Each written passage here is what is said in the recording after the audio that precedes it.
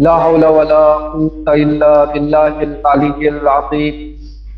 أعوذ بالله من الشيطان الرجيم. بسم الله الرحمن الرحيم. الحمد لله رب العالمين، ثم الصلاة والسلام على سيدنا محمد وعلى آله الطيبين الطاهرين. أما بعد، فقد قال الله تبارك وتعالى في كتابه المبين وقوله الحق وهو أصدق الصادقين.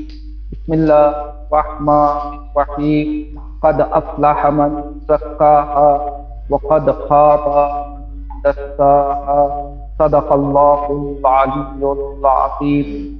معزز ناظرین و ناظرات، سب سے پہلے میں آپ کی خدمت میں ماہ رجب کی مناسبت سے اور ولادت مولا کائنات علیہ السلام کی مناسبت سے تبریک و تہنیت پیش کرتا ہوں اور خداوند عالم کی بارگاہ میں دعا کرتا ہوں کہ انشاءاللہ بطفیل ماہ رجب خداوند عالم ہم سب کا شمار رجبیون میں قرار دے اور انشاءاللہ قیامت کے دن وہ نعمات اور وہ باؤنڈری جو ماہ رجب میں نیک اعمال بجا لانے والوں کو ملے گی، انشاءاللہ خداوند عالم ان باؤنڈری سے، ان نعمات سے ہم سب کو بہرہ مند فرمائے۔ میں آج کے اس درس کا آغاز پھر ایک مثال کے ذریعے کرنا چاہوں گا۔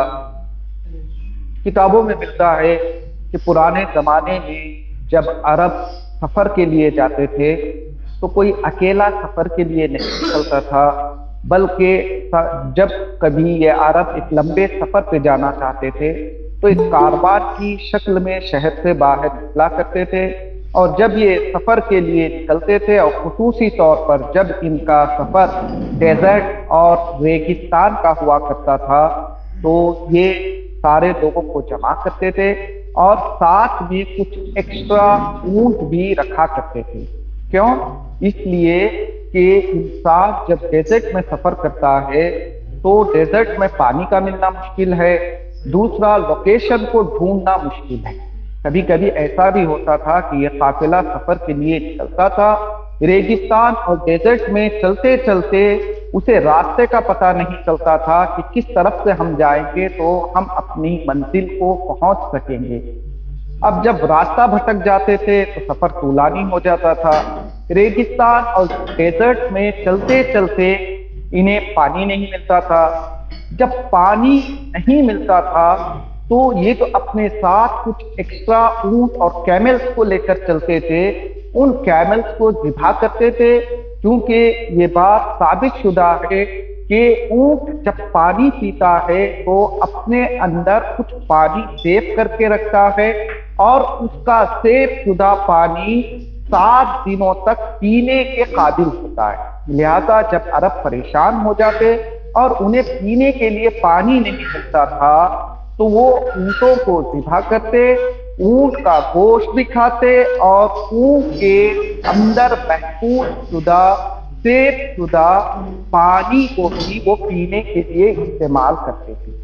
جب اس منزل سے بھی عرب گزر جاتے تھے اور آگے بڑھتے جاتے تھے تو ایک وقت ایسا بھی آتا تھا کہ جتنے اونٹ یہ احتیاطی طور پر اپنے ساتھ لے کر چلے تھے، سارے اونٹوں کو یہ ذبح کرتے ہیں، اس کا گوشت بھی کھا جاتے ہیں، اس کا پانی بھی پی جاتے ہیں، ابھی بھی انہیں منزل نہیں ملتی۔ تو ایک وقت ایسا آتا ہے کہ قافلے کے لوگ کچھ حصوں میں تقسیم ہو جاتے ہیں، کیونکہ انہیں پتہ نہیں کہ کس منزل پر جا کر ہمیں پانی ملے گا یا کس منزل پر جا کر ہم اپنی منزل تک پہنچ جائیں گے۔ لہذا قافلے کے لوگوں کو کچھ حصوں میں تقسیم کر دیتے تھے اور یہ کہتے کہ چاروں دشاؤں میں کچھ لوگ نکل جائیں تاکہ ہو نہ ہو چاروں دشاؤں میں سے ایک ہی دشا میں پانی ہے یا ہماری منزل ہے، کم از کم کچھ لوگ اپنی زندگی کو بچا لیں۔ اب یہ قافلہ کچھ حصوں میں تقسیم ہوتا تھا اور منزل کی تلاش میں الگ الگ راستوں پہ نکل پڑتا تھا۔ جب یہ لوگ کہ جن کے اونٹ بھی پورے ختم ہو چکے ہیں، پانی بھی ختم ہو چکا ہے، قافلے سے بھی بچھڑ چکے ہیں، اب زندگی کو بچانے کی امید بھی بہت کم ہے، بس اس امید کے ساتھ کہ اگر ہم چلتے رہیں گے تو ہمیں کوئی منزل مل جائے گی۔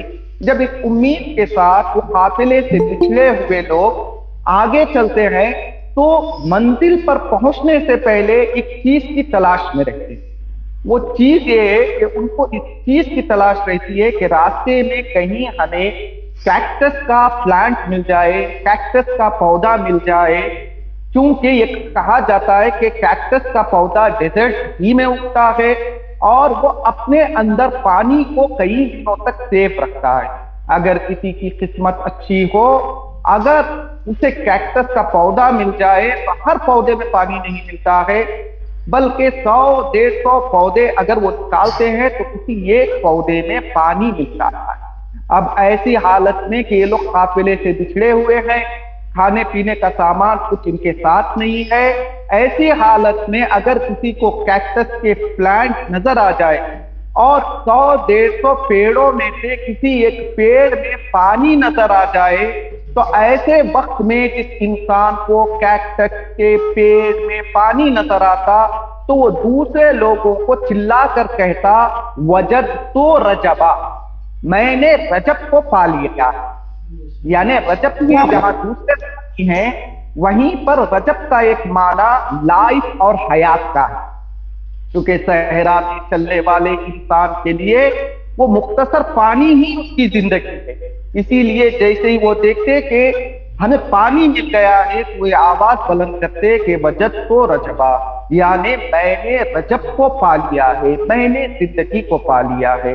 اب جن ایام میں ہم اور آپ زندگی بسر کر رہے ہیں اس مہینے کو ماہ رجب کہا گیا ہے، یعنی ماہ رجب وہ مہینہ ہے کہ جس میں انسان اپنی کھوئی ہوئی زندگی کو واپس پا سکتا ہے۔ لہذا ماہ رجب میں ہمیں کوشش کرنی چاہیے کہ اپنے وجود کو، اپنے ایگزسٹنس کو ہر طرح کی گندگی، ہر طرح کی امپیورٹی سے پاک و پاکیزہ رکھیں، تاکہ جو حیات ہم سے بچھڑ چکی ہے اس مہینے میں ہم اس حیات کو دوبارہ پائیں۔ اس مہینے کی بہت ساری مناسبات ہیں، بہت سارے اعمال ہیں۔ مناسبت کے مد نظر میں نے آج جس موضوع کا انتخاب آپ لوگوں کے لیے کیا ہے وہ مولائے کائنات کی جو ہے مولائے کائنات کا مختصر تعارف۔ مولائے کائنات کے حوالے سے یہ جو ہے کرسچین رائٹر لکھتا ہے کہ علی نسخۃ مفردہ، مولائے کائنات ایک ایسی اصل ہے کہ جس کی کوئی دوسری فوٹو کاپی دنیا میں مل ہی نہیں سکتی۔ اور دوسرے مقامات پہ اسی لیکھک نے لکھا ہے کہ جس کا نام شبلی شمیل ہے، یہ لکھتا ہے کہ مولائے کائنات کی شخصیت اور آپ کی پرسنالٹی صرف مسلمانوں سے مختص نہیں ہے، بلکہ مولائے کائنات ایک بین المللی اور انٹرنیشنل پرسنالٹی کا نام ہے۔ یعنی صرف شیعہ یہ نہیں کہہ سکتے کہ علی ہمارے ہیں، صرف مسلمان یہ نہیں کہہ سکتے کہ علی ہمارے خلیفہ ہیں، بلکہ ہر انسان کے لیے حضرت علی علیہ السلام کی پرسنالٹی نمونہ عمل ہے۔ کیوں؟ آج مسیحی بھی امام کو چاہتا ہے، ایک جیو اور ایک یہودی بھی امام کی محبت کا اظہار کرتا ہے، وہ اس لیے کیونکہ اگر ہم مولا کائنات کی زندگی کو بغور پڑھیں گے تو پتہ چلے گا کہ مولا کائنات نے ہر مرحلے میں ریلیجین، دین، سیکس سے پہلے انسانیت اور ہیومینٹی کو مقدم رکھا ہے۔ تاریخ میں اس کے بے شمار جو ہے نمونے ہمیں ملتے ہیں۔ مثال کے طور پر ایک یہودی کا واقعہ ملتا ہے کہ جب مولا کائنات کی شہادت واقع ہوئی تو یہ یہودی دھاڑے مار مار کے رو رہا تھا۔ کسی نے آ کر اس سے پوچھا تم تو یہودی ہو جو اس دنیا سے گیا ہے، مسلمانوں کا خلیفہ ہے، تم کیوں اس پر آنسو بہا رہے ہو؟ تو وہ یہودی پوچھنے والے کو یہ جواب دیتا ہے کہ مجھے پتا ہے کہ علی مسلمانوں کے خلیفہ تھے، جو اس دنیا سے گئے ہیں وہ مسلمانوں کے خلیفہ گئے ہیں، لیکن علی کے ایک عمل نے مجھے رونے پر مجبور کر دیا ہے۔ پوچھنے والے نے پوچھا وہ کون سا عمل ہے؟ تو وہ یہودی شخص اس شخص سے یہ بیان کرتا ہے کہ یہ دن میں کوفہ اپنے تجارت کا سامان لے کر پہنچا تھا، لیکن کوفہ پہنچتے پہنچتے کسی نے میرے سامان کو مجھ سے لوٹ لیا۔ میں جس سرمایے کو بڑی امیدوں کے ساتھ کوفہ لے آ رہا تھا کہ میں اسے سیل کروں گا، جو پروفٹ ہوگا میں اپنے بزنس کو آگے بڑھاؤں گا، میں نے دیکھا کہ راستے ہی میں میرا سارا سرمایہ، میری ساری چیزیں کسی نے لوٹ لی۔ کسی نے مجھے مشورہ دیا مسلمانوں کے خلیفہ علی ہیں، علی سے جا کر کمپلینٹ کرنا۔ میں علی کی خدمت میں گیا، میں نے ماجرا سنایا اور ان سے کہا کہ ہو سکے تو آپ میری مدد کیجیے۔ مولا کائنات کے سپاہیوں کو بلایا، معین کیا، سپاہی گئے، میرے مال کو واپس لے آئے۔ نہ صرف یہ کہ مال کے ملنے کے بعد علی نے مجھ سے کہا کہ اب تیرا مال مل گیا ہے، بلکہ مولا کائنات نے میرے ساتھ کھڑے ہو کر سارے میرے مال کو بیچا۔ جب مال میں منافع ہوا تو میرا اصل پیسہ اور میرا منافع والا پیسہ دونوں میرے حوالے کیا اور مجھے کوفے سے باہر بھیج دیا۔ اب یہ شخص کہتا ہے آج علی کی شہادت کی خبر سن کر جو میرے آنکھ سے آنسو نکل رہے ہیں، یہ مسلمانوں کے خلیفہ کے لیے نہیں ہے بلکہ مجسمہ عدالت کے لیے۔ اور جس انسان کے اندر بھی ضمیر زندہ ہے، جس انسان کے اندر بھی انسانیت زندہ ہے، ان سب انسانوں کے لیے مولا جو ہے کائنات امام علی علیہ السلام کی ذات اقدس نمونہ امر۔ تو چلیے میں ایک سوال کے ساتھ اپنی بات کو آگے بڑھانا چاہوں گا۔ اگر 2 سینچریز پہلے، 4 سینچریز پہلے، 5 سینچریز پہلے کوئی شخص اس دنیا میں آیا اور آنے کے بعد وہ اس دنیا سے رخصت ہو گیا، آج اتنے صدیوں بعد اگر یہاں بیٹھ کر ہم اس کے بارے میں یہ فیصلہ کریں کہ وہ کس طرح کا انسان تھا، تو کس طریقے سے ہم فیصلہ کر سکتے ہیں کہ وہ کیسا انسان تھا؟ مثال کے طور پر صدیاں گزر جانے کے بعد بھی ہمیں کیسے پتا چلا کہ ارسطو فلسفر تھا؟ صدیاں گزرنے کے بعد ہمیں کیسے پتا چلا کہ ابو علی سینا ایک طبیب تھا؟ اس کا مختصر جواب یہ کہ انسان اس دنیا میں آتا ہے، چلا جاتا ہے، لیکن جاتے جاتے وہ کچھ اپنے آثار اور ایفیکٹس اس دنیا میں چھوڑ کر جاتا ہے۔ ان ایفیکٹس کو دیکھ کر ہم یہ بخوبی اندازہ لگا سکتے ہیں کہ یہ جو شخص دنیا سے گیا ہے وہ کس طرح کا انسان ہے۔ لہذا اگر ہم چاہتے ہیں کہ مولا کائنات کی شخصیت کو پہچانیں تو بہترین طریقہ یہ ہے کہ ہم مولا کائنات کے آثار کو دیکھیں، جو دنیا سے جاتے جاتے انہوں نے ہمارے درمیان چھوڑا ہے، ان چیزوں کو دیکھیں۔ ان چیزوں کو دیکھ کر بخوبی ہمیں یہ اندازہ ہو جائے گا کہ اس دنیا سے جانے والا شخص کیسا تھا۔ مولا کائنات کے 500 سے زیادہ دعائیں ابھی بھی ہمارے درمیان موجود ہے، لیکن افسوس کی بات ہے کہ ہم مختصر فضائل اور آپ کی زندگی میں رونما ہونے والے واقعات کے علاوہ نہ کچھ سننا پسند کرتے ہیں، نہ اس کو زیادہ پڑھا جاتا ہے۔ مولا کائنات کی دعاؤں کا ایک عظیم خزانہ 500 دعائیں آج بھی ہمارے درمیان موجود ہیں، جن میں سے صرف 3 یا کچھ اس کے آس پاس دعاؤں کو نہج البلاغہ میں سید رضی نے شامل کیا ہے۔ مولا کائنات کے 10,000 سے زیادہ شارٹ سے کلمات خصال آج بھی ہمارے درمیان موجود ہیں، جن میں سے کچھ 100 کو سید رضی نے نہج البلاغہ میں بیان فرمایا ہے۔ دیکھیے اگر ہم مولا کائنات کی ذات کو اچھی طرح سے سمجھنا چاہتے ہیں تو ہمیں چاہیے کہ مولا کائنات کے آثار کو دیکھیں۔ علی نہج البلاغہ پڑھنے کے بعد سمجھ میں آئیں گے کہ علی کی شخصیت کیا تھی۔ علی دعائے صبا پڑھنے کے بعد سمجھ میں آئیں گے کہ علی کی شخصیت کیا تھی۔ اگر ہم چاہتے ہیں کہ مولا کائنات کی شخصیت کو پہچانیں تو ہمیں چاہیے مناجات مسجد کوفہ جو مولا کائنات سے نقل ہوئی ہے، اس کو ہم اچھی طرح سے پڑھیں گے تو ہمیں سمجھ میں آئے گا کہ علی کیا ہے۔ اگر علی کو پہچاننا ہے تو دعائے کمیل کے معارف کو اچھی طرح سے سمجھنا پڑے گا، تب کہیں جا کر ہمیں سمجھ میں آئے گا کہ مولا کائنات کی شخصیت کیا ہے۔ دامن اور کوئی گنجائش نہیں، اور چونکہ یہ درس اخلاق ہے، ابھی تک میرا مقدمہ تھا، لہذا درس اخلاق ہی کے مناسب کچھ معروضات آپ کی خدمت میں میں یہاں سے پیش کرنا شروع کروں گا۔ میں نے کہا مولا کائنات کی شخصیت کو پہچاننے کا سب سے بہترین ذریعہ یہ ہے کہ ہم مولا کائنات کے آثار کو دیکھیں، جیسے نہج البلاغہ ہے، دعائے فمیل ہے، دعائے صبا ہے، ٹھیک ہے، مناجات مسجد کوفہ ہے۔ اور اگر ہم مختصر طور پر مولا کائنات کی شخصیت کو جاننا چاہیں تو مرحوم شیخ صدوق یہ تحریر فرماتے ہیں کہ اگر کوئی علی کے آثار کو ڈیٹیل میں جا کر نہیں پڑھ سکتا تو علی کے 3 فیلڈ میں 3 جملے ایسے ہیں کہ جو بلاغت کی عظیم چوٹی پر فائز ہے، جن جملات نے بلاغت کے گلے کو گھونٹ دیا، یعنی اس کے بعد بلاغت میں اور کوئی جملے ہو نہیں سکتے۔ چلیں آج کی اس مختصر سے درس اخلاق میں ہم ان 9 جملوں پر تھوڑی بہت گفتگو کرنے کی کوشش کریں گے کہ آخر مولا کائنات سے صادر شدہ وہ 9 سینٹنسز کون سے ہیں کہ جن جملات نے بلاغت کے گلے کو گھونٹ دیا ہے، یعنی اب اس کے آگے کوئی اور بلیغ جملہ ہو ہی نہیں سکتا ہے۔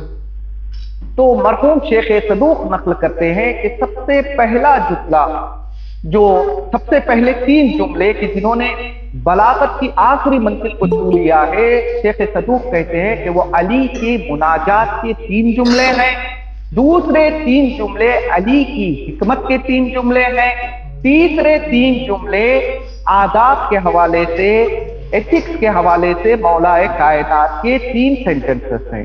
میں انہی 9 جملوں کو آپ کی خدمت میں پیش کروں گا، پھر انشاءاللہ آپ سے رخصت کی جو ہے پرمیشن چاہوں گا۔ پہلا جملہ جو شیخ صدوق کہتے ہیں کہ مناجات میں سب سے اعلیٰ مولا کائنات کا کلام، وہ کہتے ہیں علی کا یہ جملہ بلاغت کی چوٹی پر فائز ہے کہ جس جملے میں مولا کائنات نے ارشاد فرمایا الہی کفا بی عزا ان اکون لکا عبدا۔ دیکھیے دنیا میں انسان عزت پانے کے لیے کیا کیا نہیں کرتا ہے، تعلیم حاصل کرتا ہے تاکہ اسے عزت مل جائے، پیسہ کماتا ہے تاکہ اسے عزت مل جائے، لوگوں سے میل جول جو ہے بڑھاتا ہے تاکہ اسے عزت مل جائے۔ انسان کی ساری کوشش یہ ہوتی ہے کہ کسی طرح سے لوگ مجھے عزت کی نگاہ سے دیکھیں۔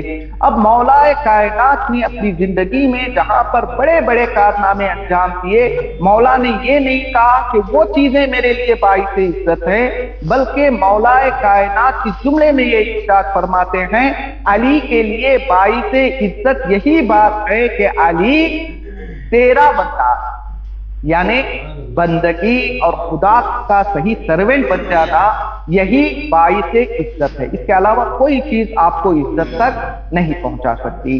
پھر مرحوم صدوق کہتے ہیں علی کا دوسرا مناجات کا جملہ کہ جس نے بلاغت کی آخری منزل کو چھو لیا ہے، وہ جملہ ہے کفا لی فقرا ان تکون لی ربا۔ بار الہ پروردگارہ، علی کے لیے یہ باعث فخر ہے کہ علی نے تجھ جیسے پروردگار کو پایا۔ انسان کوئی چیز پاتا ہے تو اس چیز پر فخر کرتا ہے، مولا کائنات کسی اور دوسری چیز پر فخر نہیں کر رہے ہیں، بلکہ اس مقام پر مولا یہ فخر کر رہے ہیں کہ علی کے لیے باعث فخر یہ ہے کہ علی کو تجھ جیسا پروردگار ملا۔ اب دیکھیے یہاں پہ 2 جانبہ چیزیں ہیں، یہ خداوند عالم، دوسری طرف اس کی مخلوقات ہم بندے۔ مولا کائنات جو ہے تیسرے جملے میں یہ ارشاد فرماتے ہیں الہی انتا کما احب فاجعلنی کما، بار الہ پروردگارہ میں نے تجھے بالکل ایسے پایا جیسے میں پروردگار کو پانا چاہتا تھا، لیکن تجھ سے میری ایک ڈیزائر، میری ایک خواہش، میری ایک ریکویسٹ یہ ہے کہ اب تو مجھے ویسا بنا دے جیسا تو چاہتا ہے۔ دیکھیں ہم بندے ہیں تو ہماری بھی کچھ توقعات ہیں، چاہتے ہیں ہمارا پروردگار کریم ہو، ہمارا پروردگار رحمان ہو، ہمارا پروردگار رحیم ہو، ہمارا پروردگار غفار ہو، وغیرہ وغیرہ۔ تو بالکل اسی طرح سے پروردگار عالم بھی کچھ چاہتا ہوگا کہ میں نے اسے اپنا بندہ بنایا ہے، تو خدا کی بھی جو ہے کچھ خواہش ہے کہ یہ کیسا ہونا چاہیے۔ اس منزل پر مولا کائنات کہتے ہیں کہ پروردگارہ تو پرفیکٹ ہے، میں جیسے چاہتا تھا تو ویسا ہے، لیکن مجھے پتا نہیں کہ تو جس طرح کا بننا چاہتا ہے میں ویسا ہوں یا نہیں۔ مولا کائنات اس مناجات کے تیسرے جملے میں کہتے ہیں کہ پروردگارا میں قاصر ہوں، ہاں اگر تو چاہے تو تو مجھے ویسا بنا سکتا ہے جیسا تو اپنے بندے کو دیکھ سکتا ہے۔ مرحوم صدوق کہتے ہیں یہ تین علی کے مناجات کے جملے بلاغت کے آخری منزل پر پائے۔ پھر اس کے بعد شیخ صدوق کہتے ہیں تین علی کے حکمت کے جملے کہ جن جملات کے بعد کوئی دوسرا جملہ ہو ہی نہیں سکتا۔ پہلا جو ہے جملہ شیخ صدوق نقل کرتے ہیں قیمت کل امرئ ما یحسنہ، انسان کی قیمت نہ اس کی پڑھائی سے ہے، نہ رنگ سے ہے، نہ دولت سے ہے، نہ اسے جو ہے کسی منطقے سے مختص کرنے میں ہے، بلکہ مولا کائنات کہتے ہیں کہ ہر انسان کی قیمت اس کے احسان پر ڈیپینڈ ہے۔ وہ جتنا احسان کرے گا اس کی قیمت بڑھتی جائے گی۔ اب احسان کا مطلب کیا ہے؟ جتنا وہ پبلک سروس دے گا، جتنا وہ لوگوں کی خدمت کرے گا، اتنی اس کی قیمت بڑھتی چلی جائے گی۔ دیکھیے بہت سارے لوگ سوچتے ہیں کہ ہم جو ہے پاک صاف رہیں گے، ہم بڑی جگہ پر بیٹھیں گے، ہم اچھے پڑھے لکھے ہیں، ہمارے پاس دولت ہے، لہذا میری ریپوٹیشن معاشرے میں جتنی ہونا چاہیے، میں بلند ہوں، میرا مقام اونچا ہے۔ مولا کائنات کہہ رہے ہیں اگر یہ طے کرنا ہے کہ تمہارا مقام بلند ہے یا پست ہے تو تم یہ دیکھو کہ تم لوگوں کی خدمت کتنا انجام دے رہے ہو۔ جتنی لوگوں کی خدمت انجام دو گے اسی اعتبار سے تمہارا مقام بلند ہوتا جائے گا۔ تاریخ میں ملتا ہے کہ مولا کائنات ایک دن کوفے کی گلیوں سے گزر رہے تھے تو مولا کے کان میں ایک آواز گونجی کہ ایک عورت گوشت کو، میٹ کو خرید رہی ہے، اور خریدنے کے بعد وہ دکاندار سے ریکویسٹ کرتی ہے کہ میرے گھر میں زیادہ افراد ہیں، ہو سکے تو تھوڑا اضافی گوشت میرے حوالے کر دو۔ دکاندار سخت طریقے سے کہتا ہے جیسے آج بھی ہوتا ہے کہ جتنا آپ پرائس پے کریں گے اسی اعتبار سے وہ سامان دے گا۔ دکاندار نے کہا کہ تم نے جو پیسہ مجھے پے کیا ہے اس کے مقابلے میں اتنا ہی گوشت آ سکتا ہے۔ مولا کائنات کے کان میں یہ آواز پہنچی، مولا کائنات اس شخص کے قریب جاتے ہیں، جانے کے بعد اس سے ریکویسٹ کرتے ہیں، کہتے ہیں زدہ فإن فی زیادۃ برکۃ، مولا کہتے ہیں کہ تھوڑا سا اضافہ دے دے، اگر تو اضافہ دے گا تو تو یہ مت سمجھنا کہ تیرے مال میں سے کمی ہو گئی، کیونکہ لوگ سوچتے ہیں نا کہ میں ہر جو ہے کسٹمر کو تھوڑا تھوڑا زیادہ دے دوں گا تو میں نقصان میں چلا جاؤں گا۔ مولا کائنات کہتے ہیں کہ دکاندار اگر مال کو بیچتے وقت کچھ زیادہ سامنے والے کو دے دیتا ہے تو یہ نقصان میں نہیں جا رہا ہے۔ مولا نے کہا بلکہ یہ تمہارے کاروبار میں برکت کا سبب بنے۔ دیکھیں مولا کائنات کس طرح سے جاتے ایک دکاندار کو نصیحت کرتے ہیں، قیامت تک آنے والے بزنس مین کے لیے ایک اصول دیتے ہیں کہ جب بھی کوئی چیز بیچنا تو اس میں کمی واقع نہیں کرنا بلکہ اس میں تھوڑا زیادہ کر کے سامنے والے کو دینا، اور یہ چیز تمہارے نقصان میں نہیں جائے گی بلکہ یہ تمہارے کاروبار میں باعث برکت بنے گی۔ انسان کبھی کبھی سوچتا ہے کہ کبھی کبھی کچھ اعمال کو ہم سمجھتے ہیں کہ یہ چھوٹے اعمال، کبھی کبھی ہم کوئی غلط کام بھی انجام دے دیتے ہیں لیکن ایسے گزر جاتے ہیں کہ کچھ ہم نے کیا ہی نہیں۔ علماء اخلاق کہتے ہیں کہ انسان کا جو ایکشن ہوتا ہے، انسان کا جو ڈیڈ ہوتا ہے، انسان کا جو عمل ہوتا ہے وہ دیوار کے موجود سائے کی مانند ہوتا ہے۔ ہم سمجھ رہے ہیں کہ سایہ دور ہے لیکن جیسے جیسے وقت گزرتا جاتا ہے سایہ آ کر آپ کے اندر سما جاتا ہے، پھر سایہ نظر نہیں آتا ہے۔ اسی طرح علماء اخلاق کہتے ہیں اگر اچھا کام کرو گے، اگر برا کام کرو گے، ہر صورت میں تمہارا عمل اس دیوار پہ موجود شیڈو اور سائے کی مانند ہے۔ اچھا کرو گے تو اچھائی تمہارے طرف پلٹے گی، اگر تم برا کرو گے تو برائی بھی تمہارے طرف جو ہے پلٹے گی۔ قرآن مجید میں بہت سارے مقامات ہیں کہ جن مقامات میں خداوند عالم نے کبھی کبھی جو الگ الگ الفاظ میں بتایا کہ کس طرح سے تمہارے اعمال تمہاری طرف واپس پلٹتے ہیں۔ کیونکہ موضوع یہ نہیں ہے، میں اشارہ کر کے پھر اپنی بات کی طرف واپس پلٹ آؤں گا۔ مثال کے طور پر کبھی کبھی قرآن جو ہے فصل کا لفظ استعمال کرتا ہے، کبھی کبھی جو ہے قسم کا لفظ یوز کرتا ہے۔ علماء کہتے ہیں یہ فصل اور جو ہے قسم میں دو طرح کا فرق ہے۔ فصل کہتے ہیں مثال کے طور پر، مثال کے ذریعے سمجھاؤں، میرے سامنے ایک گلاس رکھا ہوا ہے، اگر گلاس غلطی سے مجھ سے نیچے گر جائے اور اس میں درار آ جائے، اگر درار آ جائے تو یہ فصل ہے، یعنی خداوند عالم تمہارے اعمال کو تھوڑا بہت تم سے قریب کرے گا، کچھ تمہیں نقصان ہوگا لیکن زیادہ نقصان نہیں ہوگا۔ لیکن کبھی کبھی خداوند عالم ختم کا لفظ جو یوز کرتا ہے قرآن مجید میں، یعنی کبھی گلاس آپ کے ہاتھ میں ہے، وہ نیچے گرتا ہے، صرف اس کے اندر کریک نہیں آتا ہے، درار نہیں آتی ہے، بلکہ وہ ٹکڑے ٹکڑے ہو جاتا ہے، پھر وہ قابل استعمال نہیں ہوتا ہے۔ خداوند عالم قرآن مجید میں بہت سارے لوگوں کے لیے کہتا ہے کہ انہوں نے دوسروں کو توڑا، لہذا وہی عمل ان پر واپس پلٹا اور ہم نے ان کو توڑ دیا۔ لہذا ہمیں چاہیے کہ کوئی عمل چھوٹا نہ سمجھے اور کسی عمل کو بڑا نہ سمجھے، جو کچھ نیک اعمال ہم انجام دے سکتے ہیں وہ انجام دے، کیونکہ وہ عمل بیکار نہیں جائے گا، واپس پلٹ کر آئے گا۔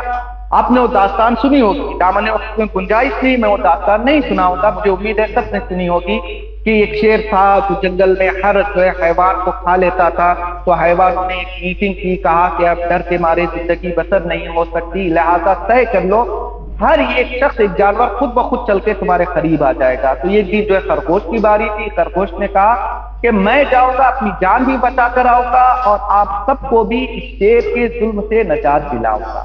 یہ جو ہے خرگوش جاتا ہے، شیر غصے میں پوچھتا ہے دیر کیوں آئے؟ تو خرگوش کہتا ہے کہ راستے میں دوسرا شیر مل گیا تھا، سنا ہے نا آپ لوگوں نے اس داستان کو، دوسرا شیر مل گیا تھا۔ شیر کہتا ہے کہ وہ کون ہے میرے ہوتے ہوئے جو میرے مقابلے میں جنگل میں کوئی دوسرا آ گیا؟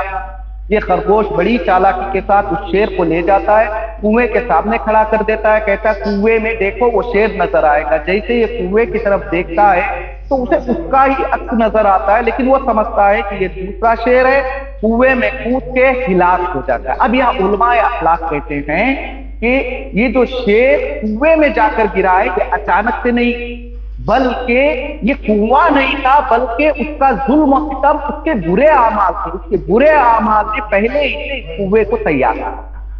لہذا یہ عقیدہ ہونا چاہیے کہ جو کچھ ہم اعمال انجام دیں گے وہ بیکار نہیں جائیں گے، وہ پلٹ کر دوبارہ ہمارے پاس واپس آئیں گے۔ لہذا اگر آپ چاہتے ہیں کہ آپ کی قدر و قیمت بڑھے تو آپ کو چاہیے کہ آپ اپنی زندگی میں احسان کی عادت ڈالیں، جتنا ہو سکتا ہے آپ لوگوں کی خدمت کرنے کی کوشش کریں۔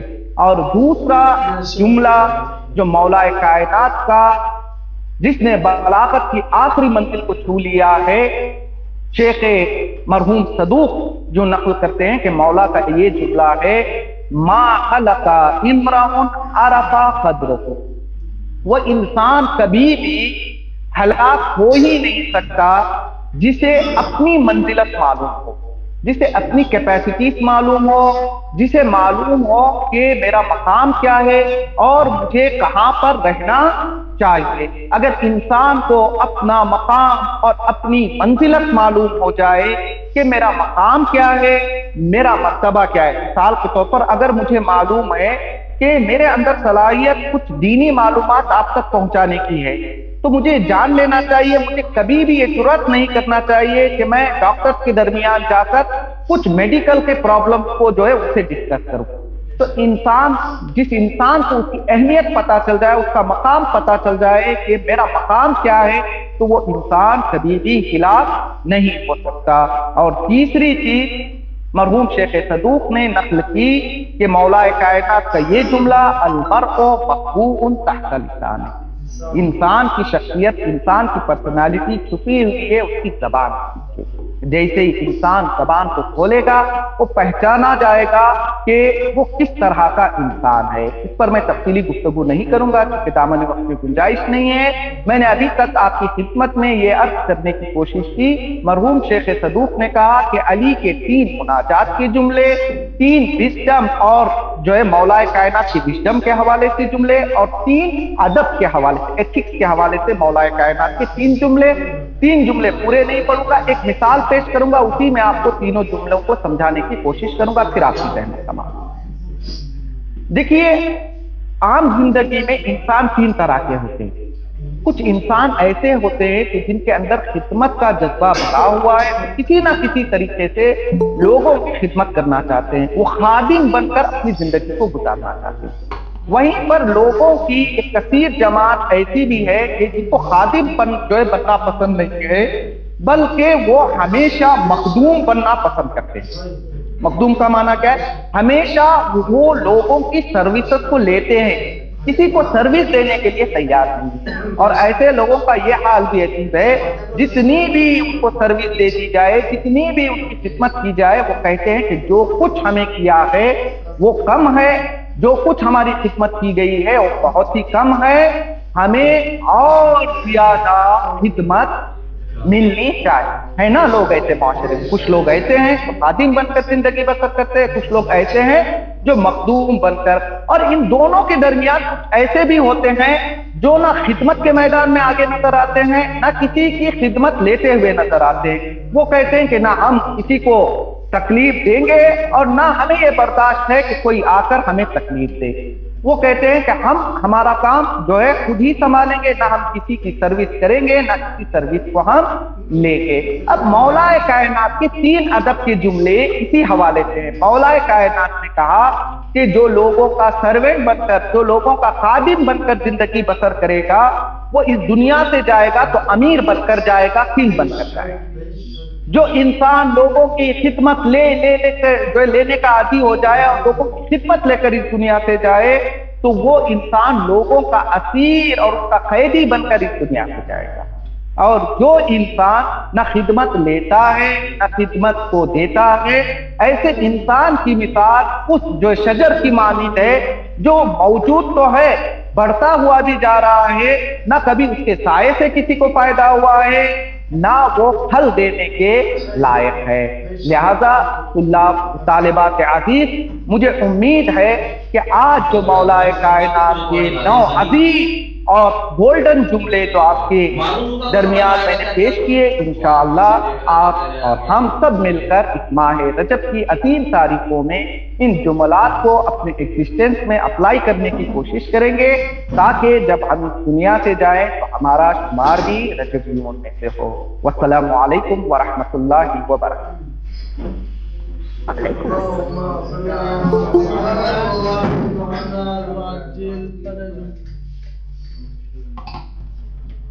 جی کسی کو کوئی سوال ہو تو بسم اللہ۔ کسی کو کوئی سوال ہو تو مولانا حاضر ہیں، بسم اللہ۔ مولانا جی جی آپ نے 3 بولے نا، خادم خادم، تو کیسے جینا چاہیے انسان کو؟ تو ان کو سب سے بہتر، جیسے میں نے کہا نا کہ اگر آپ چاہتے کہ اس دنیا سے جاتے ہوئے کوین اور کنگ کی طرح جائے تو آپ کو چاہیے ہمیشہ خادم بن کے زندگی گزارے۔ ٹھیک ہے، انسان کوشش کرے کہ کسی نہ کسی طریقے سے لوگوں کے کام آئے، کیونکہ مولا کائنات نے کہا جتنا آپ کام آئیں گے اسی اعتبار سے یہ طے کیا جائے گا کہ آپ کا پوزیشن کیا ہے اور آپ کی مقام و منزل کیا ہے۔ لیکن یہاں پہ مولانا بہت سارے لوگ ہیں، اگر ان کی خدمت کرو یا ان کو زیادہ سروس دو تو وہ زیادہ ہی وہ کہتے ہیں کہ نہیں یہ اسی قابل ہے اور ان کو اسی طرح رکھا جائے، وہ زیادہ سے زیادہ پھر لوگوں کو تنگ کرتے ہیں۔ اس کے سلسلے میں کیا حکم ہے، کیا کرنا چاہیے پھر؟ دیکھیں یہاں پہ 2 ایسپیکٹ ہیں۔ پہلا ایسپیکٹ یہ ہے پرانی تعلیمات ہیں، اور جیسا کہ میں نے پیش کیا مولا کائنات کے زرین اقوال ہے۔ دوسری طرف ان لوگوں کی کچھ کہاوتیں ہیں کہ جنہیں اپنے بارے میں پتہ نہیں اور نہ دین کے بارے میں زیادہ پتہ ہے، تو آپ کے سامنے 2 راستے ہیں کہ آپ مولا کائنات کے فرامین پر چلتے ہوئے پر عمل کریں، لوگوں کی بات پر توجہ نہ دیں۔ ہاں اگر لوگ آپ کی سروس کے باوجود کہ آپ کے خلاف کچھ بول رہے ہیں تو یہ اور اچھا ہے کہ اور آپ کے اجر و ثواب میں زیادہ ہونے کا باعث بنے گا۔ لہٰذا ہمیں لوگوں کی بات پہ توجہ نہیں دینا چاہیے۔ دنیا تو عجیب عجیب بولنے کی بات نہیں ہے، بولنے کی بات نہیں ہے، وہ زیادہ وہ یہ محسوس کرتے ہیں کہ شاید یہ نیچ ہیں یا چھوٹے ہیں جو یہ کام کرتے ہیں، انہیں اور طرح سے تو وہ لوگ جو ہے سمجھ رہے ہیں، دیکھیں ان لوگوں کی نظر میں آپ چھوٹے ہو جائیں لیکن مقابل میں اللہ اور اس کے رسول اور ہمارے ائمہ کی نظر میں آپ کا مرتبہ کافی بلند ہو جائے گا انشاءاللہ، کیونکہ ہمارا اسلام کی بہنا کہ دنیا تو ایک جو ہے چلنے والی جگہ ہے، ہمارا فائنل ڈیسٹینیشن تو آخرت ہے. آخرت جب یہی لوگ ہوگا کہ مقام اور منزلت دیکھیں گے تو پھر انہیں افسوس ہوگا کہ جو کس شخصیت کے بارے میں ہم نے کیا کہہ دیا تھا. انشاءاللہ. صحیح. مولانا رجب کے اعمال کے بارے میں کچھ بتائیے کہ کس قسم کے اعمال اور کس طرح کرنے چاہیے اور کون سے زیادہ افضل ہیں ان دنوں میں؟ جی جی، ماہ رجب کے حوالے سے بہت زیادہ اعمال ہیں، لیکن جو اعمال کا پیک اور اس کا سیزن ہوتا ہے وہ ابھی ابھی گزرا ہے. 15 رجب کے دن جو اعمال یقین ہے کہ آپ لوگوں نے بھی انجام دیے ہوں گے. ویسے رجب کے ہر دن جو ہے وضو کرنا جو ہے اب ہے، ہر دن کی کچھ جو ہے نمازیں بھی ذکر ہیں. انشاءاللہ یاسین صاحب سے میں گزارش کرتا ہوں کہ آپ یہ کسی کا مائک کھلا ہوا ہے جو ہے وہ سارے اعمال تقسیم کرے. بہت زیادہ اعمال ہیں، لیکن ان میں سے جو سب سے مہم عمل تھا جو ابھی ابھی جو ہے ہم نے گزارا ہے عمل ام داؤد. انشاءاللہ مجھے امید ہے کہ آپ نے جو ہے ان 3 دنوں میں 13، 14، 15 رجب جو بہار ماہ رجب ہے اس کو اچھی طرح سے آپ نے گزارا. اب آنے والے ایام کے لیے تو مختصر جو ہے اعمال ہیں جو ہر روز کے ہیں، لیکن ماہ رجب کے جو مہم اعمال ہیں وہ وہی تھے جو ہم نے 15 رجب کو انجام دیے. السلام علیکم مولانا. مولانا ایک سوال یہ کہ جیسے الوداعی جمعہ رہتا ہے تو اس دن اعمال بتاتے ہیں کہ یہ اعمال کرنے سے جتنی عمری قضا نماز ہے سو ادا ہو جائے، کیا یہ صحیح ہے؟ نہیں، دیکھیے قضا آپ جو ہے نماز پڑھیں گے تو آپ کے اوپر ہے 1000 رکعت. مثال کے طور پر آپ ساتھ میں پڑھ کے یہ سوچیں کہ میری پوری افطار کا جو مجھے کنسیکشن مل سکتا یہ قابل قبول بھی نہیں ہے اور شریعت نے اس کا حکم بھی نہیں ہے. اس دن کی اہمیت کو اجاگر کیا ہے، فضیلت کو بتایا ہے کہ نماز پڑھنا کتنا مہم ہے. بس اس کی جو ہے امپورٹنس کو آپ کو بتایا گیا ہے. لیکن آپ کی قضا نمازیں اپنی جگہ ہوگی، حتیٰ کہ اس دن جو آپ نے قضا کی نیت کے علاوہ کوئی دوسری نماز پڑھی ہو تو قضا کی بھرپائی نہیں کر پائے. مولانا یہ جو دعائے ام داؤد ہم پڑھتے ہیں، یہ جو عمل کرتے ہیں ام داؤد کا، وہ کس لیے ہوتا ہے؟ کیا اس کا فائدہ ہے اور کیسے اس کو کوئی اس میں خاص چیز ہے؟ جی، روایتوں میں تاکید کی گئی ہے کہ 15 ماہ رجب سے اس کے تاریخی جو ہے شواہد بھی موجود ہے، ایویڈنسز موجود ہے کہ 15 رجب کو اگر ہم عمل ام داؤد انجام دیں گے تو ہمیں کیا کیا جو ہے فضیلتیں، کیا کیا برکات جو ہے ہمیں میسر ہوگی. اب اس کی آتھینٹسٹی کے حوالے سے طویل گفتگو ہے اور مناسب نہیں ہے کہ میں یہاں پر اس کے اتھینٹسٹی پہ سوال اٹھاؤں. چلا ہے، اچھا عمل ہے، آپ لوگ انجام دے رہے ہیں، ثواب بھی مل رہا ہے، تو بہتر ہے کہ آپ اس کو انجام دیں. مولانا یہ کیسے پتہ چلے گا کہ ہم کیا چاہتے، ہم کیسے ہیں، ہم کون ہیں؟ جیسے آپ نے بتایا نا کہ مجھے پتا ہے کہ میں لوگوں کو ٹیچ کر سکتا ہوں، میں لوگوں کو بتا سکتا ہوں یا کوئی علم دے سکتا ہوں، یہ اپنے آپ کو کیسے ہم جج کر سکتے ہیں؟ بالکل آسان ہے، بالکل آسان ہے. مثال کے طور پر میں نے کہا پہلی چیز تو انسان کو کسی طور سے معلوم ہوتا ہے کہ اس کا رجحان اور اس کا شوق کس کے جو ہے طرف ہے. اسی لیے ہمارے چھوٹے بچے، جیسے ابھی میری 2 بیٹیاں ہیں، ایک بیٹی کہتی ہے کہ مجھے جو ہے ڈاکٹر بننا ہے، اور میں حقیقی طور پہ دیکھتا ہوں تو وہ جو ہے سائنس میں بہت دلچسپی بتاتی ہے، سائنس کے ٹاپکس میں اچھا پڑھتی ہے. لیکن میں چھوٹی بچی ہے، وہ کہتی ہے مجھے ٹیچر بننا ہے. وہ ہمیشہ کتابوں کو لے کر بورڈ پہ لکھتی رہتی ہے، ادھر ادھر گھومتی رہتی ہے. تو کہنے کا مقصد یہ ہے کہ انسان کی فطرت کی آواز ہوتی ہے کہ کس چیز کی طرف اس کا جھکاؤ، پہلی چیز. دوسرا، انسان کے پاس اس کا ماضی کا تھوڑا بہت تجربہ ہوتا ہے کہ کس چیز میں گیا تھا تو کہاں میں کامیاب ہوا، کہاں مجھے کامیابی حاصل ہوئی. مثال کے طور پر اگر میں نے زندگی میری حوض علمیہ میں 20 سال 25 سال گزار دی ہے تو اب مجھے اچھی طرح پتا ہے نا کہ جو چیز میرے لیے درد بخور ہوگی، جو میرے لیے فائدہ مند ہوگی اور دوسروں کو بھی میں اس چیز کے ذریعے سے فائدہ پہنچا سکتا ہوں، تو وہ یہی جو ہے ریلیجن والی لائف ہے. اگر میں اسے ہٹ کر دوسری طرف جاؤں گا تو میں کامیاب نہیں ہو سکوں گا. اور دوسرے طرف سے انسان کو اپنی مہارتوں کا خود ہی پتہ رہتا ہے کہ کون سا انسان کس چیز کے قابل ہے. اور میں آپ کے بارے میں نہیں بتا سکتا. آپ تنہائی میں بیٹھ کر سوچیں گے تو آپ کو خود اپنے مہارتوں کے بارے میں پتا چلے گا کہ میرے اندر کیا کیا پوٹینشیل چھپے ہوئے ہیں، میں کس طرح سے اسے کام میں لا کر لوگوں کی خدمت کو انجام دے سکتا ہوں. اور کسی جی مولانا، جی میں مولانا یہ بتائیے کہ آپ کہتے ہیں کہ بلکہ قرآن پاک میں بھی ہے کہ رسول اللہ سے لوگوں نے پوچھا کہ رسول اللہ ہم کیا خرچ کریں، تو انہوں نے جواب دیا کہ جو فالتو ہے یا جو ایکسٹرا ہے اس کو خرچ کرو. اب آج کل کے زمانے میں ہمیں نہیں پتا ہمارے پاس کیا ایکسٹرا ہے جو ہم خرچ کریں، اس کے بارے میں تھوڑا سا تفصیلی بتائیے گا. دیکھیں بہتر تو یہی ہے جو آپ کے پاس جو پریشیس چیزیں ہیں، جو اچھی چیزیں ہیں، کہ آپ دوسروں پر خرچ کریں.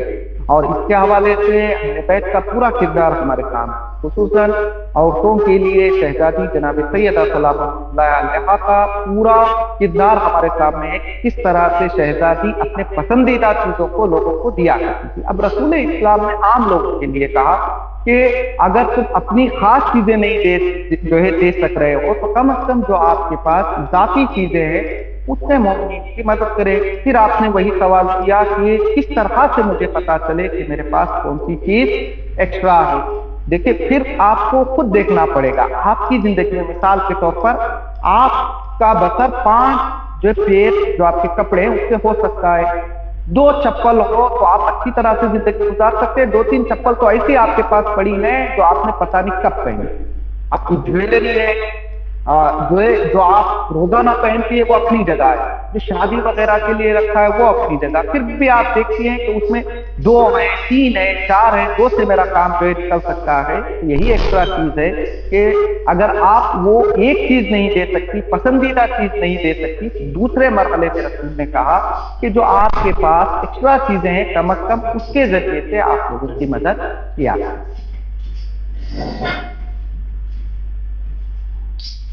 شکریہ. امید ہے کہ آپ کو جواب ملا. جی شکریہ. اگر کچھ سوال ہو تو جلدی سے، کیونکہ مولانا کے ہاں تو شاید اذان ہو گئی ہوگی، یہاں ہونے والی ہے. ہو رہی ہے. السلام علیکم. جی علیکم السلام.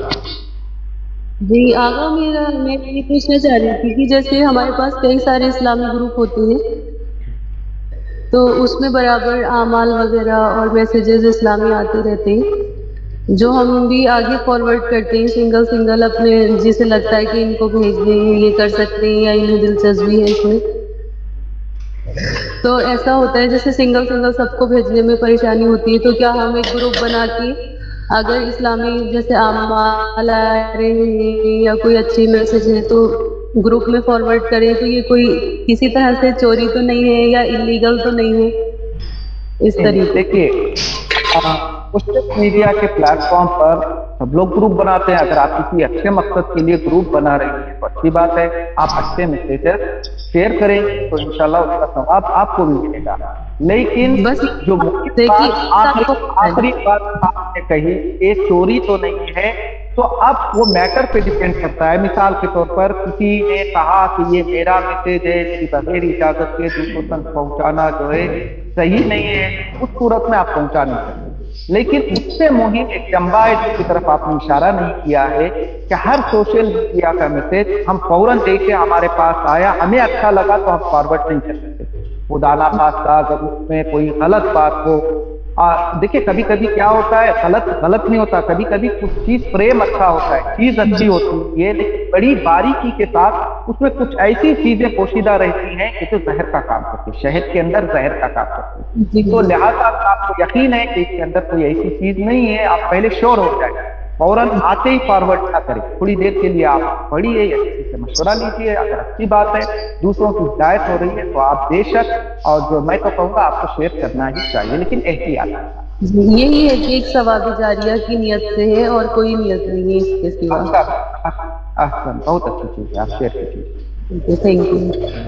باقی آپ لوگوں سے اجازت چاہیں گے، اور مولانا کا بہت بہت شکریہ، اور آپ کی طرف سب کی طرف سے بھی مولانا کا شکریہ. اور شکریہ کی طرف سے ادارے کی طرف سے بھی آپ سب کا شکریہ کہ آپ لوگ شریک ہوئے انشاءاللہ. उम्मीद है कि आप लोगों के लिए मुफीद साबित हुआ होगा और इंशाल्लाह ऐसे ही मुफीद साबित होता रहेगा। आप लोग शिरकत करते रहें इंशाल्लाह। जी बहुत अच्छा, माशाल्लाह मौलाना साहब ने बहुत अच्छा दर्स दिया। कहा करते थे कि दर्स अखलाक में शिरकत किया करें।